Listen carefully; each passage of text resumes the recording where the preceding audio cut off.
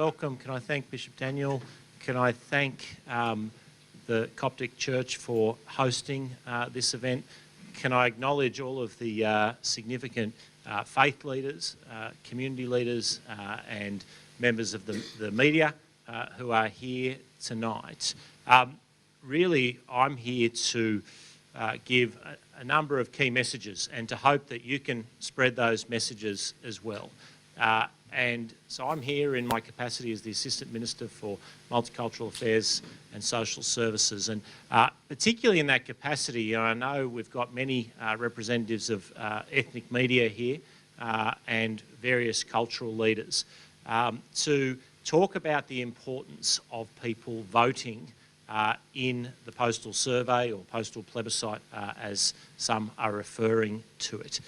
There is no doubt that this is a very important vote for the Australian people.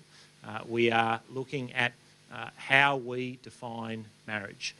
Marriage as it's been understood between a man and a woman, as it's been understood for time immemorial. I personally will be voting no for a number of reasons which I will get to.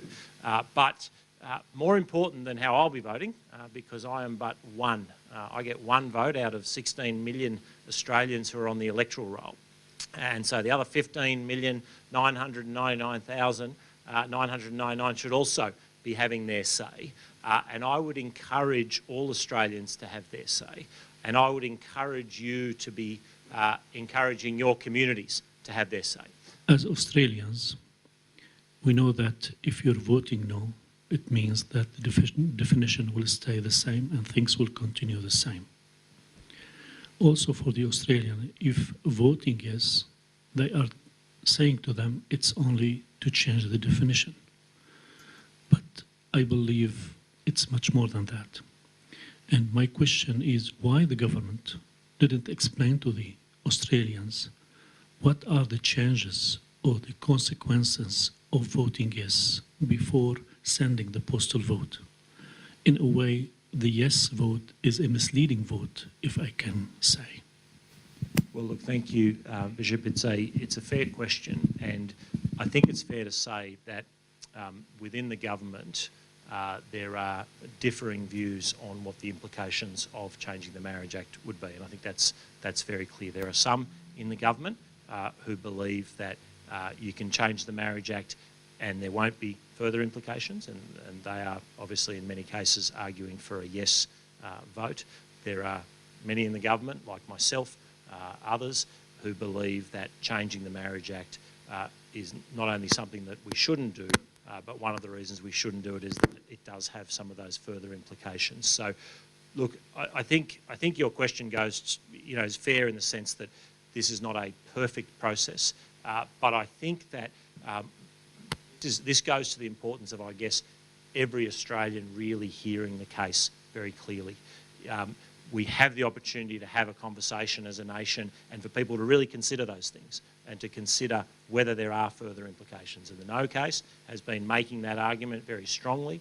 Many coalition MPs and senators have been making that argument. There are some on the other side, obviously from Labor and the Greens, and some in the coalition who are making an alternate case. But the Australian people, I think, given that this is a process over a couple of months, it is longer than an ordinary election campaign, there is the opportunity for people to get informed, and that's where, again, people in this room are a critical part of people being informed and talking about those very implications. Mr. Minister, what keeps democracy running, especially the democracy in the Western world, is the role that the media plays. And we know that media is supposed to be a fair player. Sadly, whenever you turn on the TV or the radio, it seems that there is only one voice. Yet all media outlets keep on reminding the people that we are here to report both sides. And we know it, whether we read the newspaper or whatever, everybody expects to hear both sides in order to make their decision. Yet this is not the case. And I'm wondering how come the government does not step in, not to impose, but to remind the media, who is supposed to be the watchdog, in order that to allow a fairer opportunity for both sides and for also coming for debates. So how come this is not taking place? Well, look, again, it's a very good question. I have publicly stated early on in this campaign that I think that there has been a lot of bias in the media on this issue.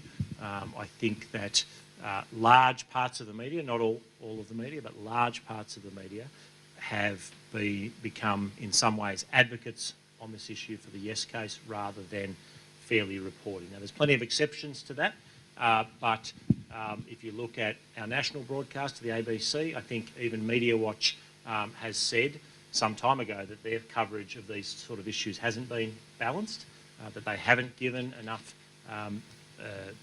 weight or enough time to the alternate argument. And I think there's been some who have been running certainly campaigns, and that goes beyond the ABC. That's in a number of aspects of the media.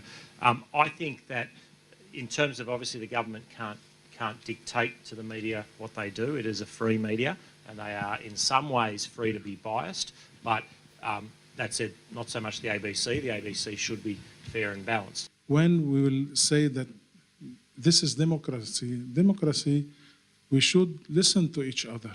We should, inflect our point of view to the others. The no campaign, we are prohibited from the media, from major events. If we will breeze, they will, put, sometimes hell on our head. And at the end, I know why I'm saying no also.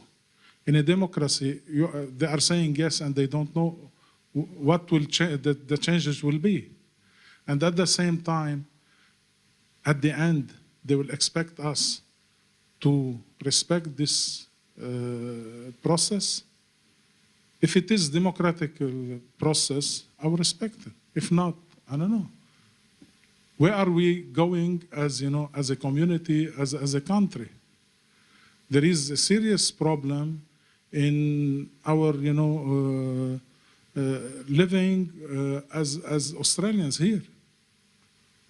Australia is the land of freedom. After this, it will be the land of freedom for many of us. This is the big challenge, and it will never end. Now, it's the beginning of a big struggle. And no one thinks that it will end. If some politicians, they will say, yeah, tomorrow it will be business as usual. If the no campaign, they will win, or the yes campaign, they will win. No, they have put us in a very difficult situation, and no one will, especially for the no campaign, we will never stop our struggle. Mr. Minister, thank you very much for coming and attending this media conference with us. And thank you for the Conference of Bishop and Representative of Eastern Bishop, Apostolic Bishops coming, Bishop Robert Rabat, Bishop Anton Charbel Tarabay, and all the members. I would like to announce also that based on the recommendation of the Eastern Bishops here, we are going to declare the fasting of the Coptic Orthodox community from Wednesday to Friday, 4th, 5th, and 6th October. Fasting from the first degree, because we need the mercy of the Lord.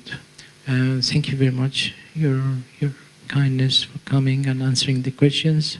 When we think about our journey as people of the church and as young people in the church, we have to go back to our Lord. And our Lord said to us, "They will persecute you as they persecuted me," because in our word, the truth is not liked. Justice is not liked. So therefore, I believe our young people living and in today's society, they are struggling with these issues. However, I'd like to tell them, as the Lord said, and said to all of us, don't be afraid, I'm with you. And if the Lord is with us, we don't need anyone else or anything else. First, have courage. Second, that there are millions of other people like you who don't want to see marriage changed. And finally, I would say that if you do get out and vote, or if you do get out and volunteer, you can actually deliver a vote to keep marriage as it is. This may well end up being a very close vote, and so I would encourage you to have your say, and if you have the opportunity to volunteer, to talk to people you know, and to encourage other people to do the same. Thank you for your time. Appreciate it. My pleasure. Sayyidina Daniel, welcome to CYC, the Christian Youth Channel. Please, we would like a message for the youth out there. What is the Coptic Church doing in this debate that's happening on the plebiscite that's been happening in Australia with the yes and no vote? Thank you for CYC. My main message to the Coptic Orthodox youth of the Diocese of Sydney is to take the right and fight for the right and vote. Vote according to the Bible teaching, according to the teaching that we receive from our Holy Fathers, according to our conscience, because marriage, as we know from the book of Genesis, is between man and woman. This is what we know, what we learn, what we have in our mind since we are children. So my main message, please vote and don't lose your rights. I declared an issue to fast on Wednesday, Thursday, Friday, 4th, 5th, 6th of October, this year 2017, seeking the mercies of God so that He can support us with the campaign difficult battle we are playing together as believers against these new teachings. Sayyidina, the Yes campaign is very loud and strong. What message do you have to youth to still maintain hope that we can win this? I think always as Christians we do have hope. Even in the difficult times, we had been subjected, Mina, as you know, to severe persecution since the 1st century, the time of St. Mark, and then since the 3rd century persecution of Diocletian, and the list goes on until the 21st century. My main message to the youth, please try to have strong faith and not anyone shaking your face concerning this issue and other issues who are going to come, the issue of atheism, the other issues of strange doctrine that we are facing in this country or other countries. So have a strong faith and be a true believer of Jesus Christ.